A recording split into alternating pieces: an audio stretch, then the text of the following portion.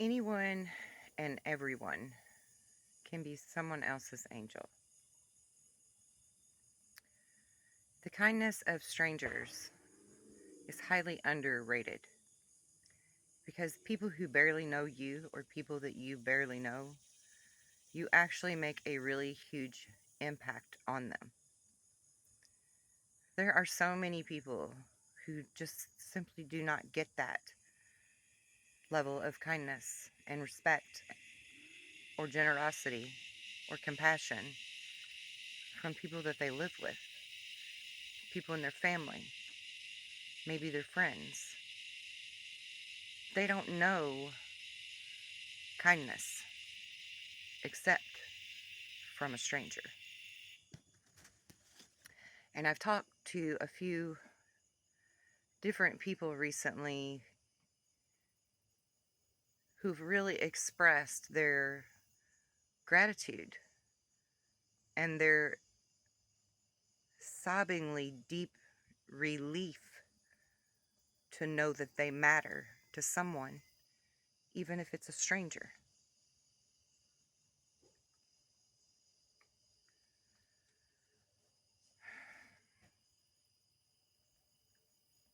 When people are not kind to the people in their circle, it affects a person on such a deep level,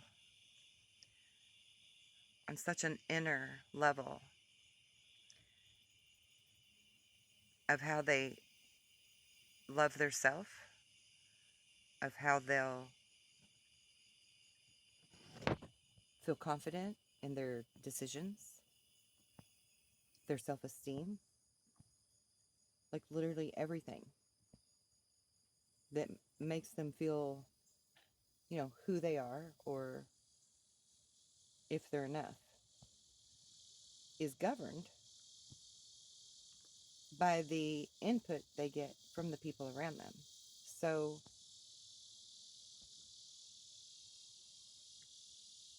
unfortunately, we're not taught self-love and clear boundaries as children or in school. And so we don't really know that that's wrong because, let's face it, we're just taught to turn the other cheek, right? When people are mean to us or cruel or whatever. And so we don't know when to say no or how to say no. And those people tend to go on to be either people pleasers or turn into the same type of uncompassionate, maybe even cold-hearted type people that they learned this behavior from. So I really want to emphasize with this segment that kindness to strangers is huge, um, greatly underrated, greatly underappreciated, greatly underemphasized on how vitally important it can be to someone else. I literally know people who profess to be a good person, but they wouldn't help an old lady across the street or help someone pick up their books or their bag or anything that they dropped. Not at all. Because if it doesn't serve them, they're not doing it. I know those kind of people. I understand what it's like to not know your self-worth because of the way you're treated by other people. I know what it's like to have to crawl out of that dark place where you don't love yourself anymore enough. You don't feel like you're enough. I know that feeling very well. I've experienced it multiple times. I know how hard it is to come out of that dark place and to find your way back to self-love, and then to have the courage to have those clear boundaries, to teach people how they can or cannot treat you. And it's not an easy road. And we all should be there. We should all be on that road of self-love in a healthy way, not that ego like I'm talking about with the person that won't help a stranger, pick up their thing they dropped and won't help the old lady across the street or whatever. That's unhealthy ego. That's where they've turned cold-hearted. And even in them, that's because of their own jaded experience in life, clearly. But that's a whole different segment. Because that's actually how people become narcissists. But, and if anything, the narcissist needs the most patience and compassion that a person could offer. But they also need the lessons the most too. So, I digress. That struggle is real, is what I'm getting to. That struggle is very, very real for a lot of people. And matter of fact, I have a tattoo on my wrist. I don't know if you can, yeah, you can see it, the semicolon, which represents honoring people who have this struggle so deeply that they have contemplated or attempted, and some have even succeeded in taking the early exit from this lifetime.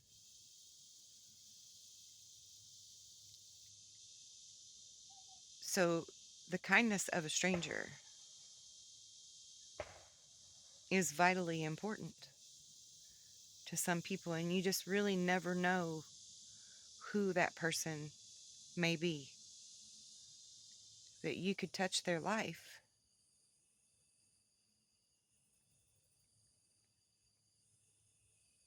and give them the hope in humanity that they need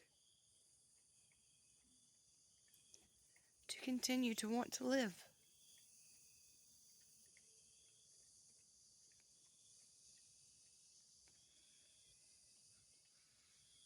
Forgive me for being emotional, but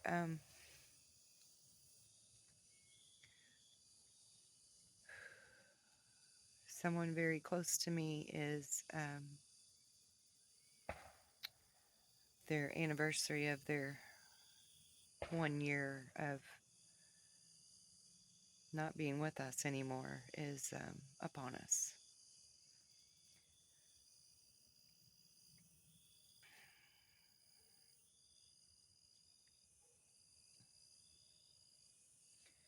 And I have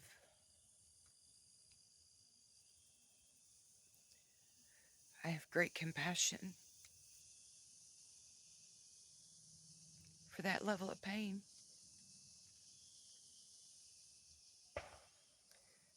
Not just because I can relate and I've been there, but there's other people in my life that are experiencing that level of pain. A lot of other people. Because God help us with these lessons. It seems like we just keep finding ourselves in those situations until we figure out how to love ourselves and have those clear boundaries. And some don't succeed in, making it through those lessons. And so I have great love and great compassion and maybe even a little worry for these other people in my life that are suffering internally. And one of them just expressed to me today how beautiful it was that a total stranger, several total strangers actually, had offered them compassion and kindness. and how they'd never experienced that before, and how humbling and grateful they were for it, for the experience. And that's really what compelled me to do this segment tonight, because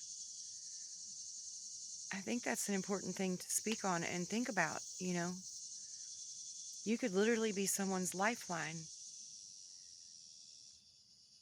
by just being kind to that stranger, or that loved one, or that friend that needs you to be that person for them. They really need someone to be that person for them.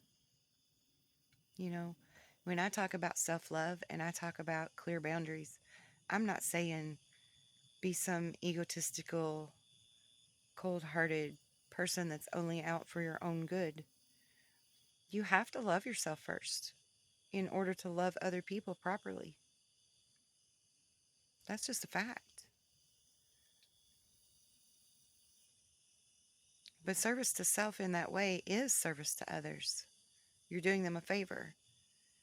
Because those people that are in your life that I referred to before that wouldn't help an old lady across the street, or wouldn't pick up things that they see a stranger drop and help them out,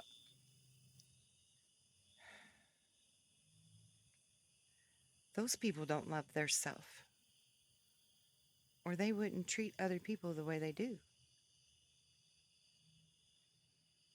And we need to outweigh the balance and make sure it always remains outweighed, that the good wins, not the darkness. Because we all are just jaded. We're all jaded. It doesn't mean we can't be healed. It doesn't mean we can't come back from it and be really great. But we're all jaded. So we need to walk with that compassion. And remember that even when we see a stranger on the street or in the store, And it doesn't matter what they look like, what kind of clothes they wear, or how nice their clothes are, or how nice their car is, or how nice their house is. Some of the loneliest, saddest people I know live in the best damn houses with the best damn things. Some of the happiest people I know are the poorest people I know.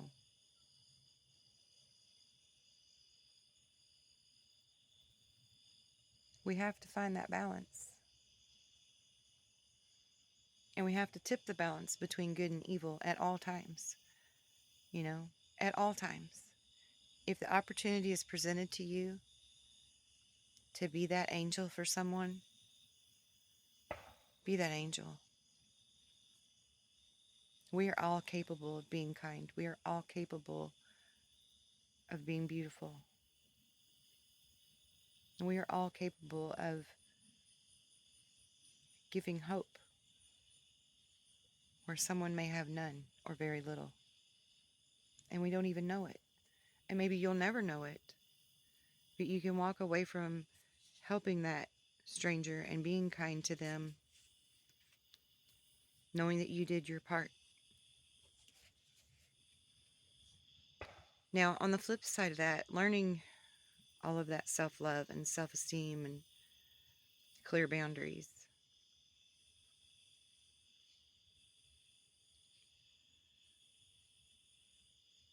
if you have people in your life that the majority of what they show you and the way they treat you is through insult and argument. The next Superman will be?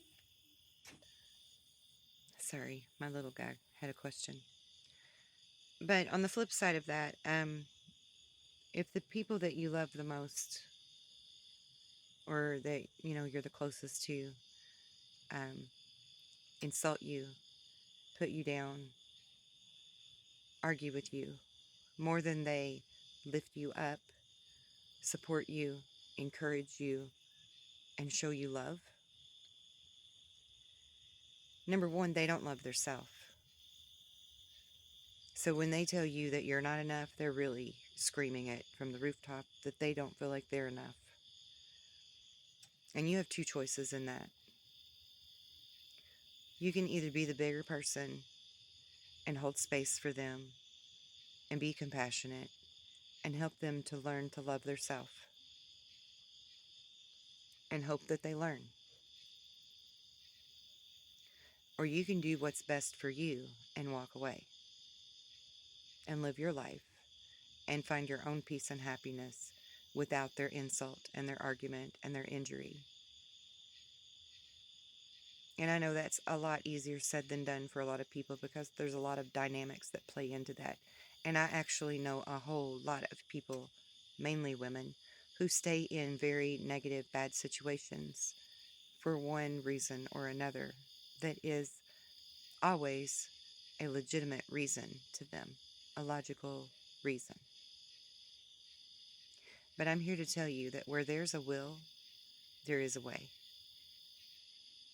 I've been in some pretty horrific, frightening relationships,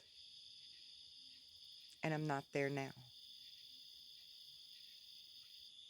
And I had no job. I didn't even have a car. Actually, one time I didn't even have a vehicle. But I found a way to leave. And you can too. So when you tell me or anyone else your reasons and your logic, no matter how good you think it is, if your soul and your heart are sad more often than happy by being with this person, then you are giving up your free will and you are choosing to wither away. Because your light will be snuffed out if you stay.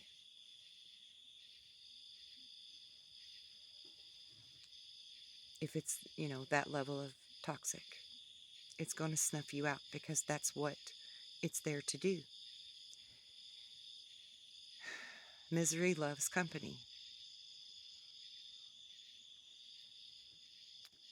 Misery loves company.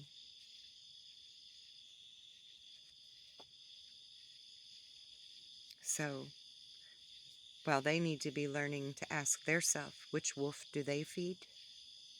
You need to be asking yourself, which wolf do you feed? Because it may not be your own ego that you're feeding as that bad wolf, but theirs. And that's not okay. If it's at your expense, that's not okay.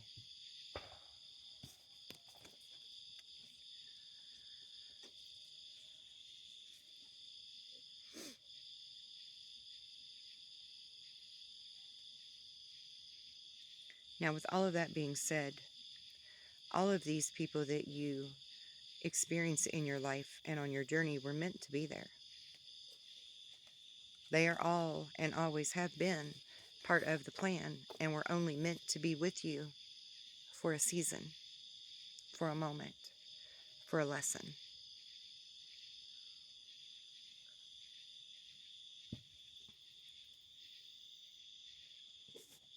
So, I want you to keep that in mind and to accept that and embrace that and honor that as a lesson that was needed for you to learn your self-love. And then also in turn transmute all of that anger or hatred even or resentment that you may feel toward another person for the way they've treated you. Transmute that energy into something that's of the light, that's from love.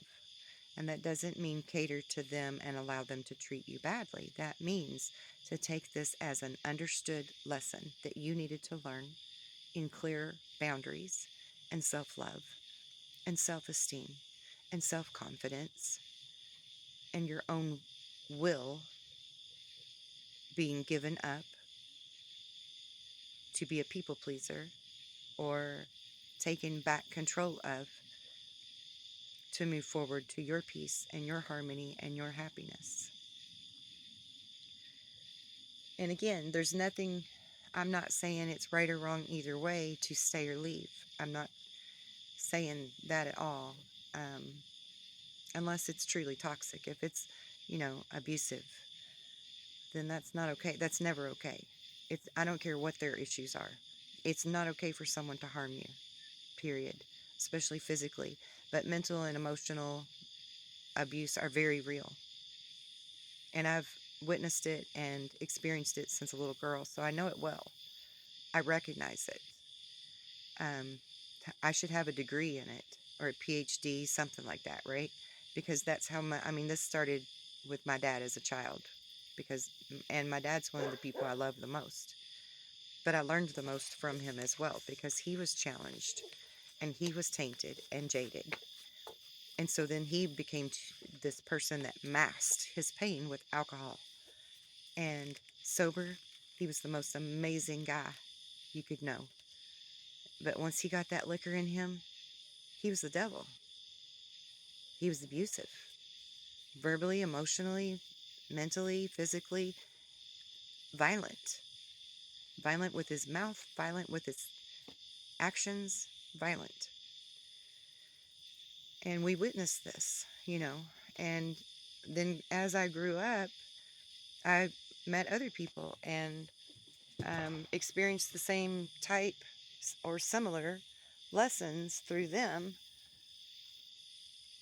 with their levels of being jaded and harmed or hurt in some way or another, and how they dealt with it, and whether it was healthy or not healthy for them. And then that tends to spill over to other people, whether if it's healthy ways to deal with things, then that spills over to other people, and it's a ripple effect, right? Either way, it's a ripple effect. Either you can transmute the energy and the lesson and pass it on, pass it forward, and help to heal the world, or you can be in that energy of where you were once the victim and now you're just going to be the perpetrator, and that ripple effect is very real too, and affects many people in your lives. And never does it affect all people in your life, because some people you're very good at keeping a handle on that demon and not letting them see it and unleash it on the others. That's a very real thing. And I learned that from my dad as well, because those people that have the addictive qualities to them, they are master manipulators at showing two sides, two faces, two people to be. It's a very real thing. What are you barking at? There's something in my yard.